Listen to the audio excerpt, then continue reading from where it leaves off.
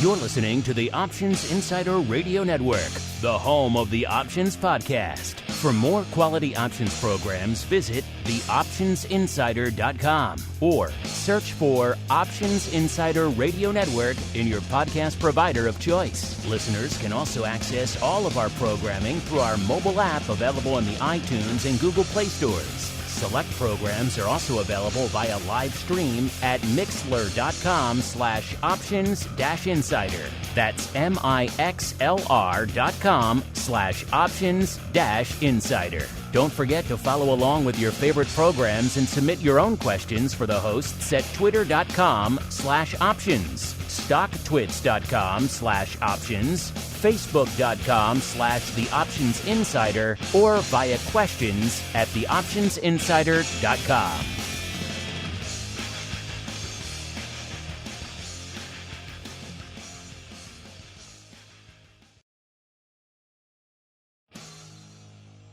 And now, it's time for the show that breaks down the options market from unusual activity alerts to market analysis, strategy overviews, listener questions, and much more. If it involves puts and calls, then our all-star panel will break it down.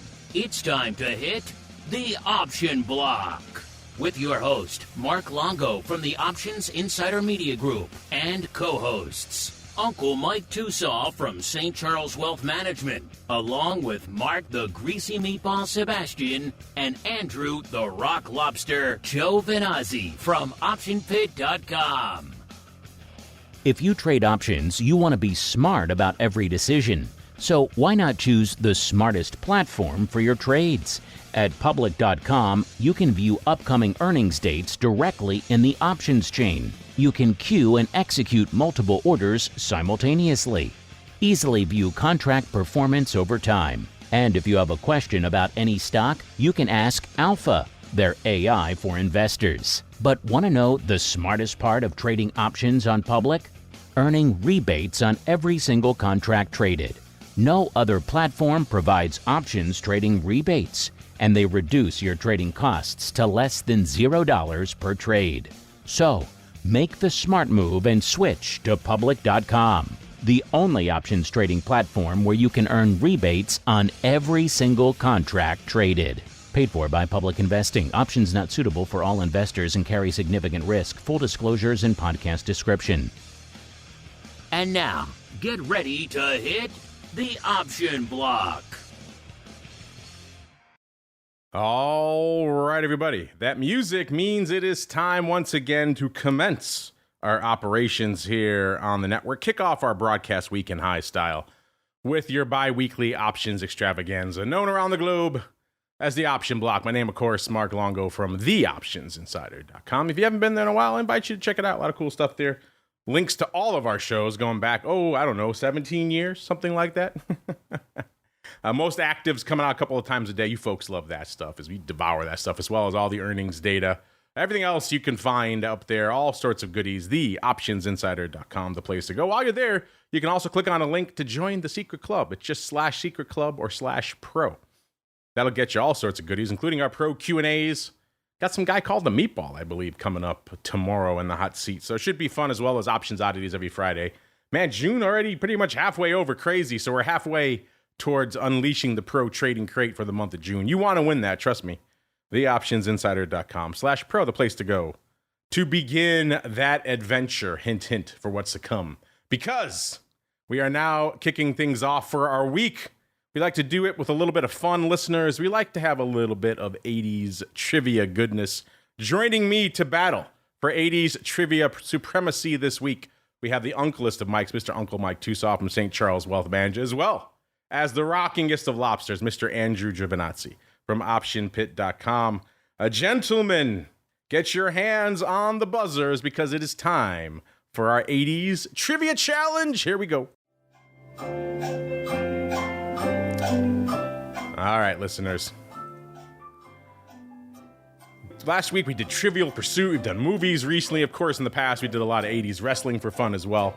We'll mix up the genres a bit today. Let's go out to the world of literature. In particular, young adult literature. In the 80s, a seminal series of books came out that became so popular, they kind of created a genre unto themselves. And the title of this genre became effectively the title of this series of books, I should say. Oh, Rocklop's already buzzing in. The title of this series of books became effectively the Kleenex, the brand name for this style of book forevermore. Mr. Rocklobster, buzzing in early. I'm impressed. What do you got for us? Uh-oh, I think I screwed up. I'm going to say the Twilight series. Oh, interesting choice. I believe those were the early to mid 2000s, so about two decades later. And I wouldn't call Twilight a genre. Oh, yeah. I realized I kind of blew it. All right. I was impressed. You went in early. You didn't even hear the full clue. All right. So, yes, this is indeed a style of book, Mr. Uncle Mike. It became so popular, it created kind of, the title was a series of books and became so popular, this style, that it spawned a legion of clones. They were books where effectively you would start off and then something would happen and it would say, oh, if you want this, go to this page. If you want this, go to that page. What was that series called, Mike? And what is that style of book, hence forevermore, called? I'll go with Choose Your Own Adventure. Yes, well done. They were the Choose Your Own Adventure books created by Edward Packard. Actually started in 1979, so a year before the 80s, but they really kicked off in the 80s. Became so popular, everyone ripped them off. I was about 10, and I came across Mountain of Mirrors, which is a Dungeons & Dragons ripoff of I thought it was a Choose Your Own Adventure. In fact, until this morning, when I looked at the cover, I found it, and I said, oh, this is actually an Endless Adventure. It was a ripoff. But everyone started doing that. That's how popular they were in the end. Those books were amazing, at least the Dungeons & Dragons ones that I read. Very dark. Everyone's dying. It was crazy. So I could see what just that style. Go to page 3. Oh, wait. Do you want to go down the alley or up the path? Oh, wait, you went down the alley, you died. So you always would read these books with one hand. At least I would. I would read that one finger, your thumb on the page so you could go see what happens. Oh, I don't like that. I'll go back and choose the other one. At least that's how I would do it. Mr. Uncle Mike, would you read the whole book through and just live with your consequences, or would you kind of jump around like I would? I gotta be honest, I don't recall reading those as a kid, but I do remember reading them and working with them with my kids. So I guess I wasn't literate in that aura in the 80s. Yeah, they are back, actually. I think whoever had the trademark in the 80s let it lapse, and someone picked it up, a Random House or some big publisher in I think 2010, somewhere around that time frame, and started redoing them under the Choose Your Own Adventure title again. So you can go out and get Choose Your Own Adventure books these days, listeners. If I had to pick, I like the old Dungeons & Dragons ones by Rose Estes. So Mountain of Mirrors and Return to Brookmere, two. I remember my 3rd grade, 4th grade, 5th grade mind being blown by those books as a kid. So definitely maybe a little dark for the really young ones, but impressive stuff nonetheless. Choose Your Own Trading Adventure, listeners, as we head right on into the Trading Block. It's time to break down the latest topics, trades, and trends in the world of options. It's time for the Trading Block. All right, everyone, welcome to the Trading Block, the portion of the show where we break down what the heck is trading. Mr. Rock Lobster, I do dispute whether you even lived in the 80s, because you never even heard. Everyone's heard of Choose Your Own Adventure. They use it all the time now, kind of like a Kleenex. It's just a brand name for this style of thing. Oh, choose your own whatever adventure. It doesn't have to be books. People use it as kind of just a placeholder phrase now. It is that ubiquitous, but apparently not on the shores of Maine. So the Rock Lobster, after drawing ever so close to Uncle Mike, closing the gap, it is now, let's go 1 point here for Tusaw for Choose Your Own Adventure. There we go. It is now in the historical record, listeners. So Tusaw now 7, and Andrew still at 5.5. So he was closing the gap. He was within half a point. And then he kind of got a little aggressive on the buzzer this week. It cost him. All right, listeners, let's see what kind of trading adventure we're choosing in the markets today. Is it a rock'em, sock'em, rollicking day? Are we just partying like it's 1999? It's something. I mean, I don't know. What do we call 30 handles in the S&P anymore? It used to be a banger day. Now it's kind of just a rounding error, 0.5%. Choose your own adventure to the upside this week and indeed today. And of course, we all know that could vanish in a heartbeat. We could be down 30 handles by the end of this show. It is not unprecedented any longer. So that's where we are right now, listeners. 30 handles to the upside. Right around a little bit north of 5460, 5462 in that range. The S&P, I should say, the NASDAQ up about 0.7%, and the Dow up about 0.2%, because we all know ever since Amazon joined the Dow, just going to die, listeners. And small caps, our old friends, up about 0.33%. Another one of these days, markets up. VIX was up earlier today. VIX was at about 12.75. That put it up about 0.4 point from where it was this time on the Thursday show. As we re-rack the numbers here, coming a few minutes into the show, it's at about 1270, so it's still up about 0.35, getting some of that weekend back. We shall see. You don't see a lot of, markets rally and VIX rally, even though we have seen that a little bit of late, a little bit of VIX and S&P moving in lockstep. Doesn't seem like it's going to last long today, though. And then our old friends, VVIX 83, up 4 points from where it was this time last week. All right, let's go out to our surprise. I wasn't sure if anyone was going to get this one this week. I know this was a little bit out there, trying to mix it up a little bit, make it a little bit of fun out there on the 80s trivia front. Mr. Uncle Mike, I guess if you have any enduring memories of reading these to your kids, have at it. And then B, what's catching your eye out there in a choose your upside adventure day in the markets? Yeah, definitely many adventure or much enjoyment reading to my kids. I mean, my son is 17 now, going to be a senior. My daughter is 15 now, going to be a sophomore in high school. And, I had a wonderful Father's Day yesterday. Got to spend time with them, and just really, I know I sound like all the old people sound right now, but good gosh, the time goes by so quick, and that my son could be off at college a year from now, and not gonna lie, it breaks my heart. I know I'm happy for him that he's moving on, of course, but time goes by fast, and Choose Your Own Adventures is just one of the million memories I have with my kids growing up, and it's just been an exciting run, and Choose Your Own Adventure has definitely been a part of it. I will start today off with telling a story that I had with a client last week that could still be true today. We're talking about moving some money around from one spot to another, and he's like, well, during the transfer process, we're doing this, and we might be technically timing the market a little bit. And I said to him, well, if you're ever going to time the market, it's probably a good time to time it in such a way to maybe get out of the market for a little while, because, and he actually joined in with me about 5 words in, never before in the history of the entire stock market has there ever been a better time to sell than today. Good to see you're infecting your clients with that right now. Good to see you're infecting your clients with that, not just our listeners, sir. It's just ubiquitous. Everyone gets it. It was amazing, and I didn't think he would say it with. I seriously thought that he hadn't listened to the show for a while, but the fact that he had joined along with me right as I was saying that, it made my day, quite frankly. So. There you go. Your message is getting out there, sir, beyond the hinterlands of Chicago. And yes, good point. Belated Happy Father's Day to all of the dads. I know there's a lot of dads in our audience, and hope you had a good Father's Day out there. Your family treated you well. You had some fun. Whatever it is that floats your boat. However you chose your Father's Day adventure, I hope it worked out for you. Mr. Rock Lobster, I won't ask you about the books because you've already said you have no memory, no knowledge of those. But did you have a good Father's Day, at least, out there on the shores of Maine? What did you do? And then B, what's catching your eye in yet another green day on the street?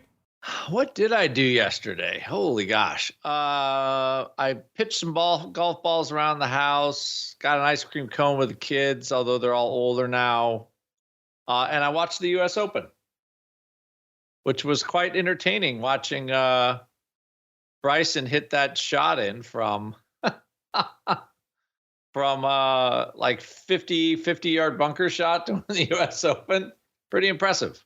So yeah, I had what I would call a relaxing day.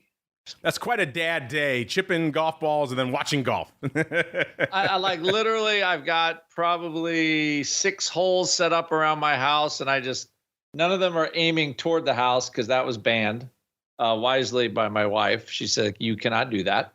But I just go from hole to hole, anywhere from like 50 yards to about 10 yards.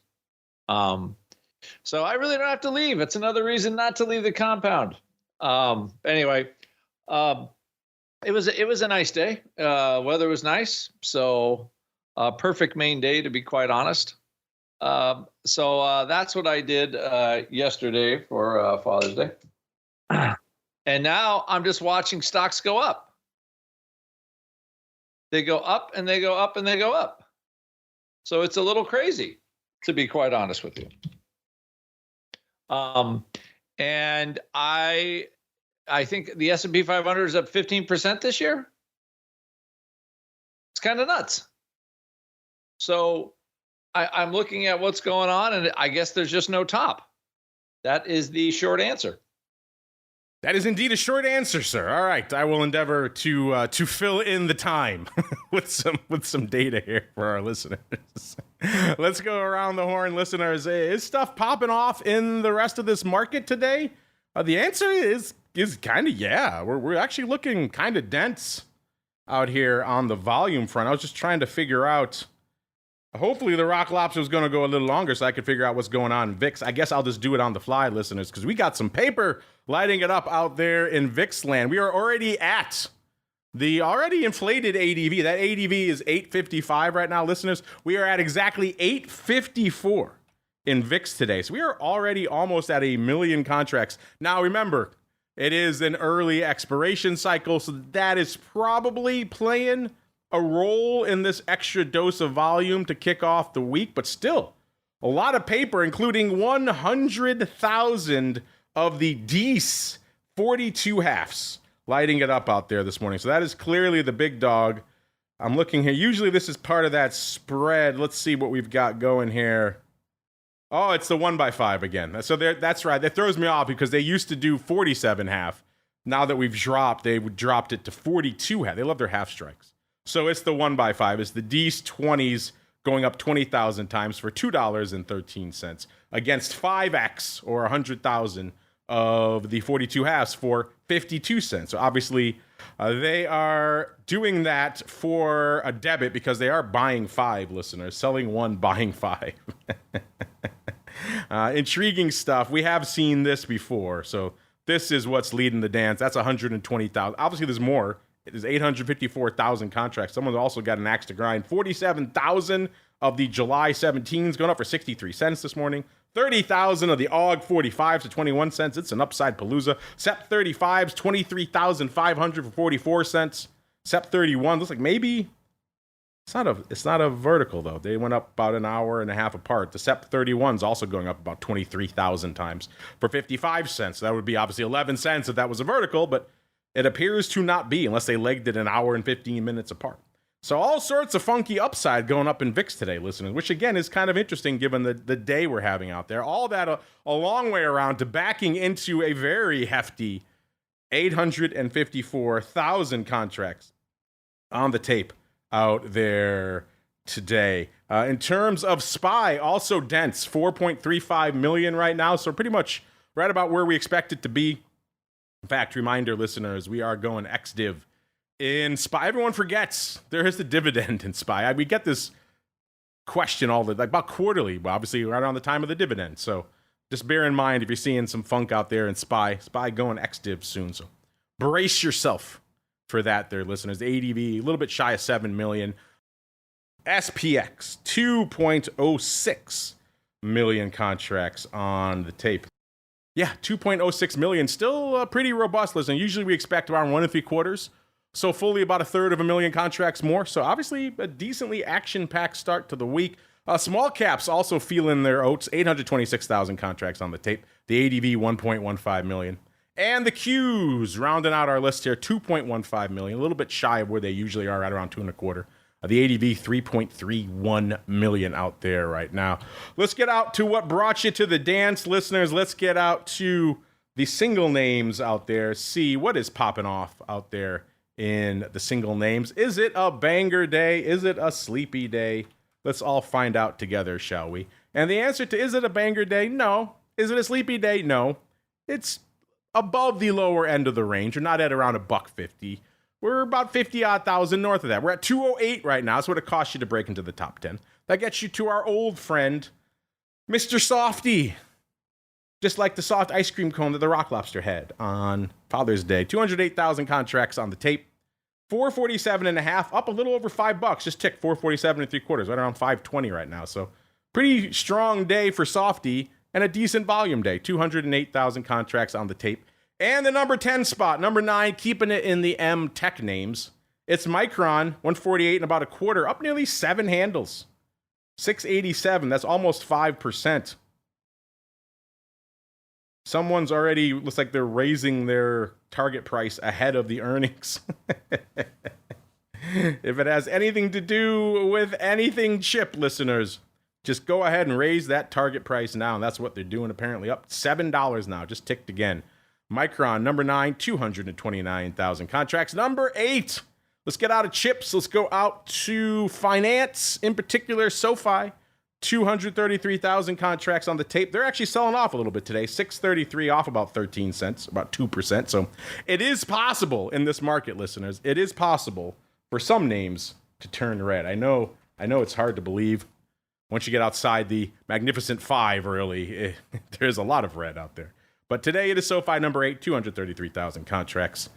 Number 7, the dog of the Dow itself, Amazon, 182.86, off about 80 cents. I know there's going to be some Amazon bull writing in and say, why are you so mean to Amazon? It just cracks me up. That's all. I have no bias either way. It just makes me laugh to say that, the dog of the Dow. Number 7, Amazon, 307,000 contracts on the tape, off 60 cents today. So Amazon also ticking a little bit red out there. Number 6, the winner, I do believe, of our Hood versus Palantir challenge from a couple of weeks ago. It is Palantir, 320,000 contracts, up $1.15, nearly 5%, trading almost $25 today. 24.70. My goodness.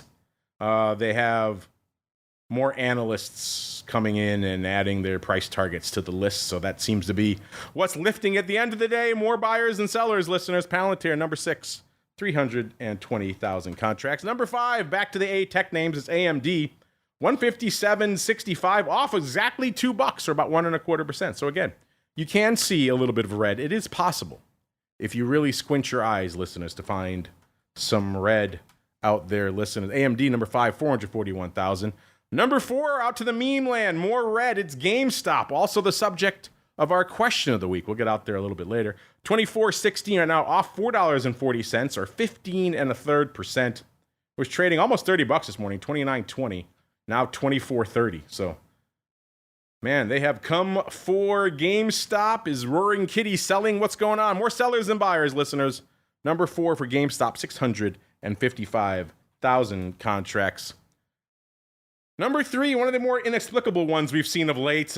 Man, popping hard again today. It's like they just took the AI cork off this name. They whispered the letters finally, and it just magically popped. Talking Apple, 217.75, up 5.25 or 2.5% right now.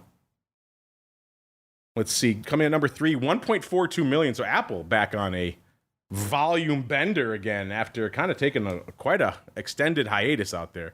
Number 2, yes, once again, I think this might be our new paradigm, listeners. Number 2, Tesla. Tesla popping hard today, $9 or 5%, putting up 1.65 million contracts.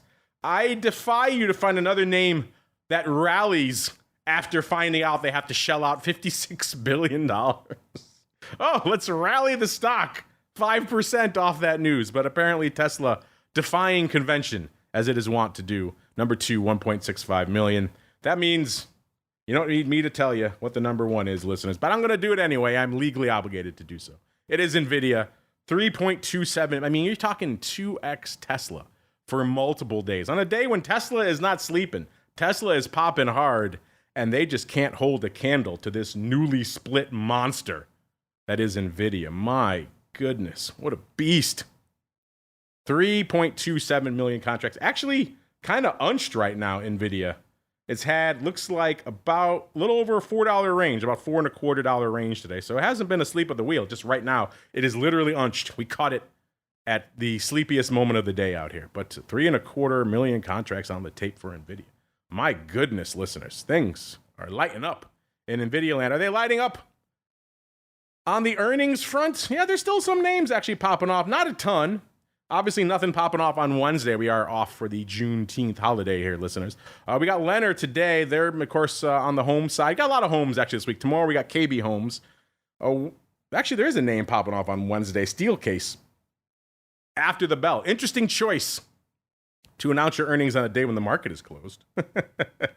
And then Thursday, we got the Meatballs favorite, Kroger, as well as, no, not Kroger. He loves Darden Restaurants, also popping off that day. Maybe he likes Kroger too, but I know he loves Darden Restaurants. And Friday, we'll get the used car scene with CarMax. So there are still some names popping off out there, listeners. Let's look really quickly. Lenner today after the bell, ticker symbol LEN if you don't follow them, listeners. 155.10 is where they were when we ran this number right before the show. They were, oh my goodness, they were pricing in $8.90. In the past, they've moved $4.08. So more than doubling their previous movement in their straddle, listener. My goodness, I have not watched Lenner in a while. I may have to start paying attention. They are pricing in a banger. I'm not sure. Obviously, the home market has some turmoil, but double the straddle? Wow. KB Homes, let's see if this is the same deal out there. KB Homes, 18th after the bell. 68.40 is where they were trading. They were pricing in $4.50. In the past, they've moved $3.46. So a fair amount extra juice, a little over $1, but nowhere near the 2x that Lenner is pricing in. My goodness.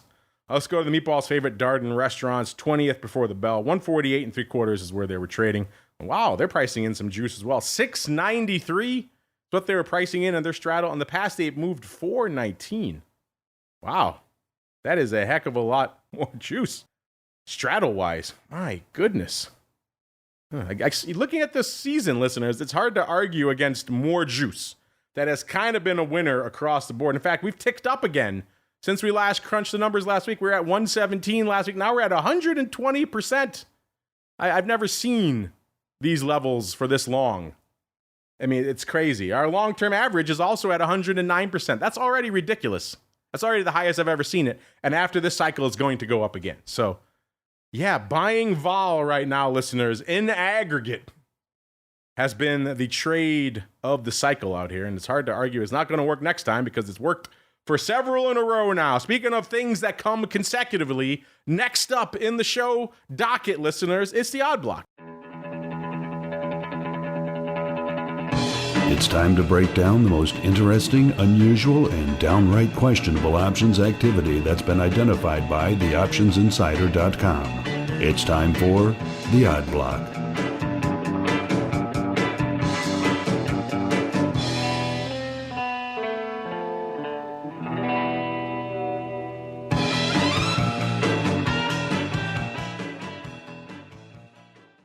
All right, listeners, let's get to it. Man, we're just starting off our broadcast week. My voice already taxed from all this data I'm throwing at you. I'll throw a little bit more, then I'll let the Rock Lobster have some fun with his favorite name on the planet. Of course, you know I'm going to say SELLAS Life Sciences Group, Inc., ticker symbol SLS. If you were in the mood, listeners, for some cheapy biotech action, well, we got you covered today. SLS trading at $1.28. So if you want to buy that permanent call option, it's only going to cost you $1.28. Just bear that in mind. Off 22 cents or nearly 15% today. So yeah, things are not looking great here for SELLAS Life Sciences, even though they announced 4 hours ago a positive recommendation from something. I can't see what it is. But apparently it wasn't positive enough because the market saying no bueno to what's going on out there today. On the year, let's see, a year ago it was trading $1.59, so they're off 31 cents or nearly 20% on the year. They have tried to rally it a few times. Looks like the high was $1.91. So they kissed $2 a couple of times in July and then again in September. Then they came for it.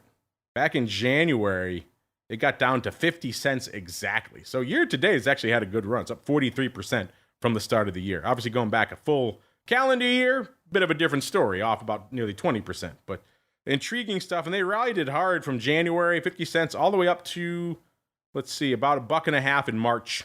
Got up to $1.63 in April. And that's kind of, it's been treading water around that range for a while until it sold off again today. So they make a leukemia drug. So, yeah, I still don't know what's crushing it today. More sellers than buyers, obviously. But you know what, Mr. Rock Lobster? That's not stopping somebody from coming in and saying, you know what? The reason that the Odd Block was created, the reason that we started profiling unusual activity paper all the way back in the primordial ooze days of the website and indeed the network back in 2007 was pretty much because of this type of paper. Upside call paper in biotechs. It was the name of the game. It was the hot thing. And it was where, let's say, a lot of the quote-unquote informed paper would hang out. So it seemed worthy of analysis. Fast forward 17 plus years, and we find ourselves at the doorstep of SLS. Someone came in this morning, scooped 2,417 of the Jan 1.5 calls. They paid 30 cents, lifted the offer, listeners. This is a 133 volatility. If you are remotely intrigued by such things in names like biotechs. The stock was a little lower, 9 cents lower, so they got that working for them. Not going to do much on a long-term call, obviously, but it's something. And they have earnings coming up in about almost 2 months, August 8th. So they got a while until their next earnings announcement. We all know with biotechs, it's really kind of these approval things that drive it even more than the earnings. So yeah, they got some time. They paid 30 cents. The stock's worth $1.30. So it's up to you whether you think that's a good do or not. But Mr. Rock Lobster, sir, what are your thoughts on somebody coming back to swing for the upside fences, paying a decent portion of the value of the stock for a call through January, sir? I do apologize for leaving earlier because somebody was walking around in my kitchen in an empty house. So I had to go and figure out who that was. It was the Pirates. They're back. It was not the Clam Pirates. It was just my sister-in-law, just doing her rounds. Just breaking into the house guessed, as she is wont to do. Yeah, they wander around. Anyway, but the mystery is solved. Anyway, well, you know what I'm looking at? I'm just looking at Tusa saying, never in the history. Every tick now, he has to say the same thing. So I'm going to wonder if he's going to be hoarse by the end of the day talking to his clients. Like having his client repeat that back to him. Oh my gosh, that's high living right there for somebody in the RIA social media land like that. That's pretty funny. This particular call, all you can say though, it's Jan 2025. I mean, when you look at this market, anything can happen, right? So why not? Oh, it's let me see here. It's kind of having a rough day down. They're kind of buying calls everywhere in here. Yeah, and I neglected to point out they've done a total of 9,000 of these calls on the day. So it has not just the first block I mentioned. There's a lot of these have gone up today. Yeah, a lot of them, and next as well is, I mean, they're actually up money on them. So it's what it looks like, right? I'm seeing them trade 35.40. So I mean, that's the first sniff test. They got to have them. So the best thing I can say trading options is when you're right, because that's when the options are green. So that makes it a heck of a lot easier. I don't think they're an unreasonable purchase. I mean, but the reality is, I mean, do you just buy the stock, not worry about the expiration date, and just buy, instead of buying, one, you're buying a fraction of the delta, I guess. But it doesn't take a lot for a $1.50 call to be worth, $1 given a name like this that could kind of just pop. So pretty interesting. It's an interesting, weird little stock. It hasn't been above $2 though in the last year. So again, weird one, crazy range today. I would just buy the stock instead of the calls, but that's just me. Big good flash poll for our audience: 30 cents versus $1.30 for the stock listeners. Which way are you going?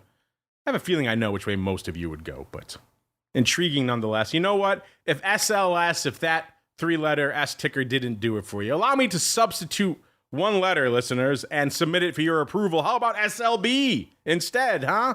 Let's go out to Schlumberger. I haven't talked about them since, the April 19th show. So nearly 2 months ago now, listeners.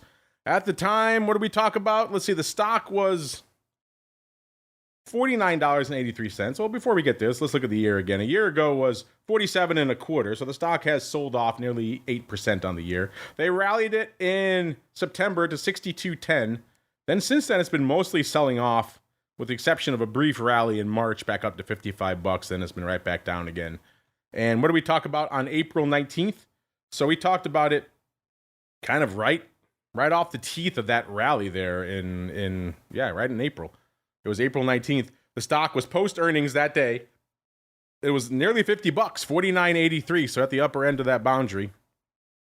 Talked about somebody coming in and maybe feeling a little bit of the old spookage, deciding to scoop some puts. They bought the 46 puts expiring on May 31st, and they paid 50 cents for them. Pretty close to the offer out there. It's about almost a 30 vol, so not explosive. It is Schlumberger after all. It's not a cheapy biotech. Let's see. And they had earnings that same day. So this is right after the earnings, which again, always a difficult dance to buy premium right after the announcement because you never know what's going to happen. Also, the vol is still coming in, so you could catch a falling knife on that front. And it looks like they were right, but not right enough. You know how this works out, listeners. The stock closed $45.89, so it did drop almost exactly $4 from where it was when they bought those puts. It was $49.83, closed at $45.89. So they were right, but not right on their strike selection. The 46 strike ain't going to do it for you, obviously, in that scenario. So these puts went out at 17 cents.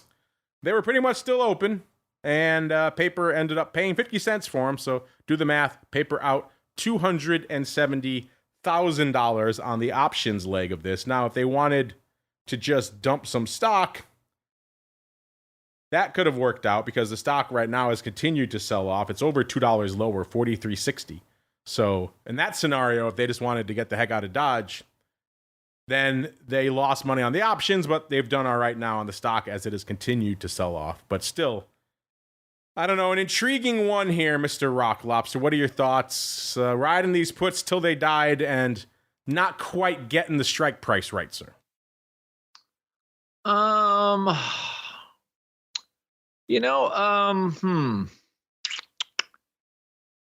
mean, well, obviously, I mean, I'm not gonna say obviously, but they hit the wrong strike. They were looking at,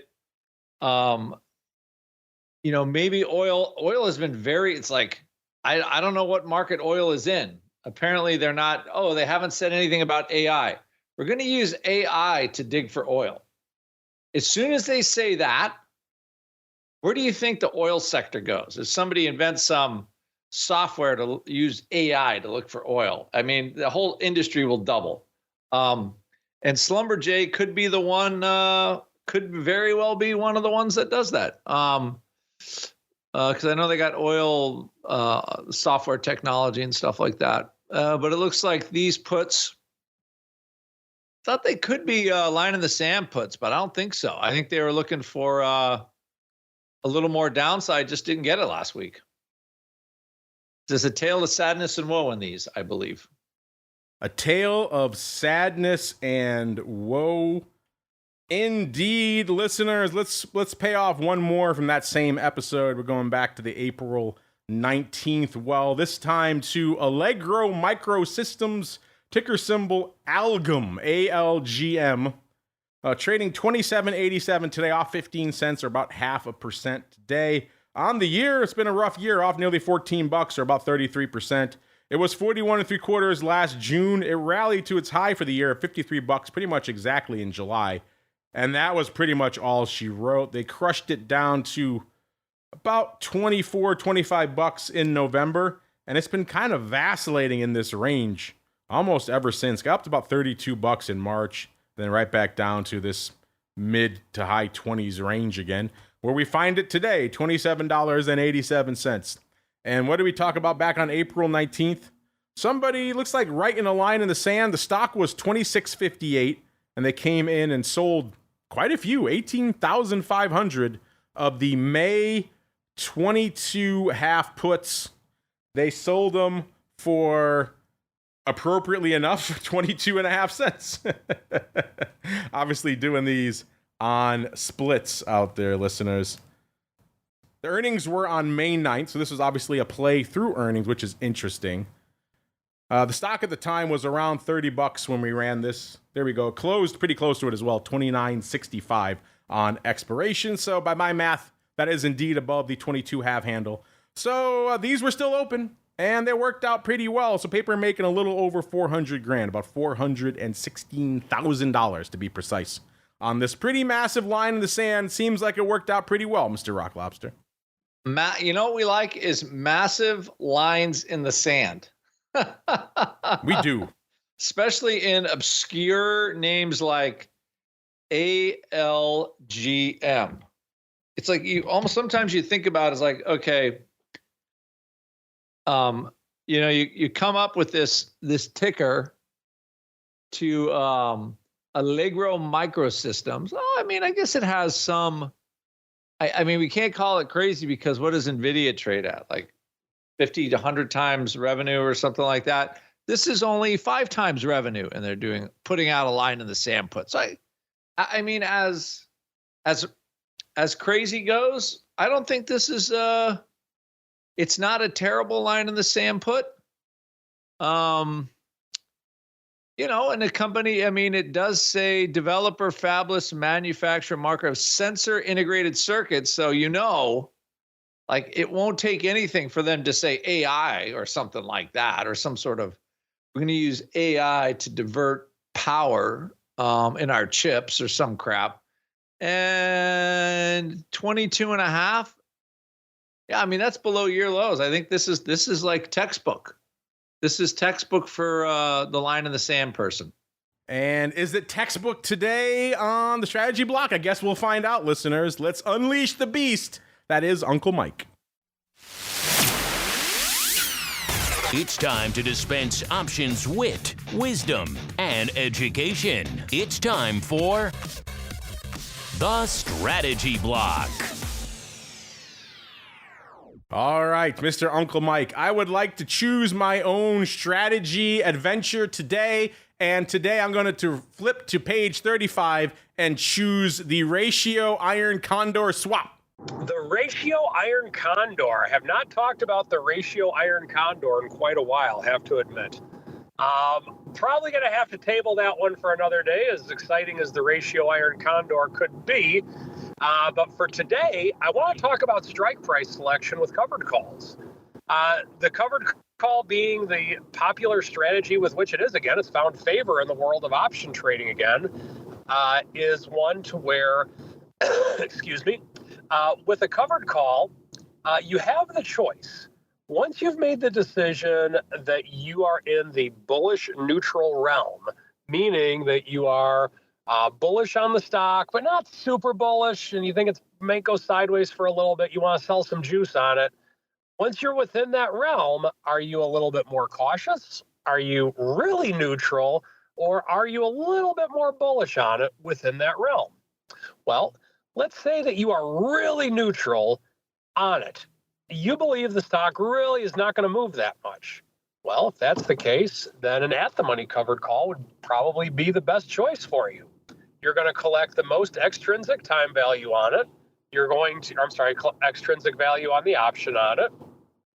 You're going to benefit the greatest because the stock's not going to move. The stock's not going to help you. The stock's not going to hurt you. It's not going to move. So you want to get as much juice as you possibly can. At the money would be the way to go.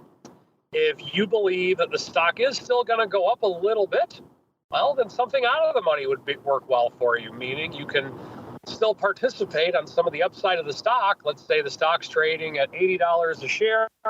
You sell the 85 call, you can still participate on the upside up to 85 and still get a little bit of premium on it. Out of the money is the way to go with that. You're a little bit more concerned. You think the stock could go down a little bit, and you really want to be profitable on the month, and you're okay giving up any upside, well, you can sell an in-the-money call. By doing that, you're automatically agreeing to a loss on the stock, but the gain that you will get from the short covered call premium will outweigh, and then some, the loss on the stock should the stock stay above the short strike price. Now, we're going to be doing a webinar on this tomorrow night and in a lot more detail. But strike price selection with a covered call is something that's very important. And I would encourage you to tune in tomorrow night to learn a little bit more about it. And that is my strategy block for today. All right, listeners, it's Monday. We got a little bit extra time. Let's keep on rolling into the mail block.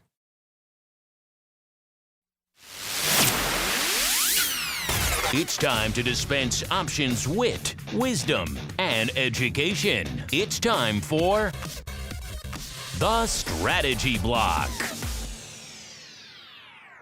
All right, everybody. A lot of fun happening on our social medias right now. Get over there at Options if you're not playing ball. We have a fun question of the week inspired by what we were just debating about. Our producers also did just post a flash poll, which is pretty fun as well. We'll get to the flash poll first. Just really quickly, we were talking about those calls in SLS. Someone paid 30 cents for 6-month calls for a stock that is trading $1.30 already. So if you want the permanent call, it's only $1.30. So we put it out to you folks. In that scenario, would you rather pay 30 cents or $1.30 for the stock? And it was 100%. It's only been live for about 5 minutes, so early. But it was 100% buy the stock. Now we have 75-25. 25% of you want to buy those 6-month calls. A lot of you are already chiming in. One of our pro members, Age Del Aquarius, he's a smart man. He says, always follow the Viceroy's wisdom. Yes, never buy options on low-price stocks. You know, there is a lot of wisdom in the Viceroy's words at the end of the day. You could certainly do worse than following his wisdom. Scott Nation's frequent guest in our Pro Q&A hot seat. Can't keep that guy out of it. He also chimed in on the poll saying, thinking about being the market maker who sold those gives me a nightmare. So I think I know which way he's... Oh, you know what? The poll just ticking again. It's now 60-40. People want to buy the stock still, but more votes coming in for buying the calls. Interesting. So some of you thumbing your nose at the wisdom of the Viceroy. Let's get out to our actual question week. That was just a silly one. And you folks are having... This one's only been live less than an hour as well, and you folks are already having your way with it. This is our actual question of the week this week. Quite simply, there's a lot of debate about GameStop right now. You may have heard. Some believe there is shady business afoot, and the stock is clearly being manipulated for nefarious purposes. Others say this is just blatant overreach by the regulators. Where do you fall, listeners? Do you think shady business is afoot? Do you think regulators just want headlines, or are you in the who cares camp? Let's go out to the Rock Lobster first, sir. If you have a vote in the GameStop brouhaha, you think shady business is afoot? You want regulators just want the headlines? Or are you just a who cares voter? And then B, where do you think our audience is lining up, sir? The whole GameStop thing is like, it does kind of smell. So I'm going to say the shady business is afoot. I think our listeners probably think shady business is afoot, but we all know that the regulators just want headlines. So I am going to go with shady business is afoot, but we know the regulators just want headlines. You can't choose both. Not in our poll. You must choose one. You choose shady business. I'm choosing shady business. I'm going shady business because it is the dumbest waste of time and energy, but it makes people money. So somebody somewhere is making money. I guess the Roaring Kitty guy's making money. I guess. Or maybe we'll make money off this poll somehow. I haven't figured it out yet, but it will be fun. Mr. Uncle Mike, same question for you, sir. Shady business is afoot. Regulators want the headlines, or who cares? And then what do you think our audience is voting for? Well, I think it's definitely shady business. I kind of agree with Andrew in that I think it's both. But the thing that I would add is that what's more shady about this than any other stock shadiness that actually happens in the marketplace? I think they're just targeting GameStop because the typical shady people aren't being shady with GameStop. It's a new group of shady people that aren't in the shady business club. So that's why the regulators want to get the headlines, because they aren't going after their old buddies anymore. They're going after new shady people, and both regulators and the old shady people don't like that. A new shady crop, says Uncle Mike. Well, right now, you folks are all about the shady business. 69% of you saying the shady business is afoot. So keep an eye out there. 21.4% are also like, who cares? This is a bunch of nonsense. 9.5%, I thought it would be higher, but only 9.5% saying the regulators want headlines. A lot of you could be in the Rock Lobster camp of you agree with both, but at the end of the day, you must choose one, and you are choosing a shady business. This one's already off to the races. Like I said, it hasn't even been live an hour. So it's going to be a fun one, listeners. Get over there at Options the minute you hear this and make your voice heard. If you're listening down the road, as I know a lot of you can be, post this week, head on over to at Options anyway. Chances are there's another awesome question of the week waiting for you over there as we keep on rolling and head around the block. It's time to tell you what we'll be watching on our trading screens until the next episode. It's time for Around the Block. All right, everybody, let's go around the block, see what everyone's keeping an eye on until the Thursday episode. Remember, there's a holiday between now and then. The markets are closed on Wednesday. Just something to bear in mind. Uncle Mike, we'll start with you, sir. What are you keeping an eye on until the Thursday show? Well, I mean, what I'm watching, seeing if we can continue to get new all-time highs in stocks. We had a pullback today, and we have a little bit of selling going on in the bond world. Monitoring that as well. With all the inflation news that comes out from time to time, I think that's something that we definitely need to keep an eye on. And then you can't watch the market and not watch NVIDIA, so watching NVIDIA as well. I should mention, listeners, as we're coming into the end of the show, the rally that was kind of mild to kick things off is kicking into higher gear. Now, S&P up about 0.85%, the Dow up about 0.4%, and the NASDAQ up about 1.2%, and our old friend VIX heading down to about 12.5 right now. So markets continuing to rally, and VIX coming in as the show progresses. Mr. Rock Lobster, sir, what are you keeping an eye on until the Thursday episode? Well, let's see. We got our holiday coming, so I'm going to try to go fishing that day to keep my activities going. My kid's been pulling all these bass out of around here. So, you know, 550 on SPY, 5500 SPX. We are within what, at a 9 volatility. What's the realized vol market right now? 7%. Yeah, we're a day away. A day away. 500 on the queue. There we go. Are we going to get there this Friday? Is that the only thing is when? And that would put the queue up, because I am familiar with markets that want to rally. And since October of 2023, the Q is up 150 points. That's almost 50% double. And from 2022, we're going to be 260, 254 was the low. And very soon we're going to be at 500, almost a dead 100% gain from the lows. So if you didn't own any Q stocks, if you didn't own any chips, you have watched this rally just go on by, because oil and stuff peaked. A lot of commodity stocks peaked, and it has been all tech. Pick your tech stock. They have flown. So at this point, when that stuff is flying, the market is flying, and I would not be surprised this week if we see 5,500 SPX, we see 550 SPY, and we see, and this is going to be the hard one, but since it's the craziest one, I think it's the most likely, 500 QQQ. I think that's mostly by the end of the month, but for this week, why stop here? So people, for whatever reason, like in this market, we're not going down, we're going up, and we're going up. So whatever you worry about, the Fed or the inflation or this or that, dude, do not fight the tape that keeps going up. As it stands right now, it looks like rates aren't going to change for the year. That's more certainty, and more certainty stocks rally. So at this point, that's what we're doing. Fascinating stuff. And Mr. Rock Lobster, that music means we are done. So if folks want more Rock Lobster goodness, where should they go? What should they do? Yeah, optionpit.com. Try our Option Pit University, probably the best content there is for learning how to trade options, like every topic, so that you don't even know there were option topics on this subject, how to trade and manage. Also, Mark is giving a webinar on his new strategy about doubling down when the time is right. Thursday evening after the vacation. So come and check that out. Go to optionpit.com, 888-TRADE-01, 10% off anything you heard on this here show.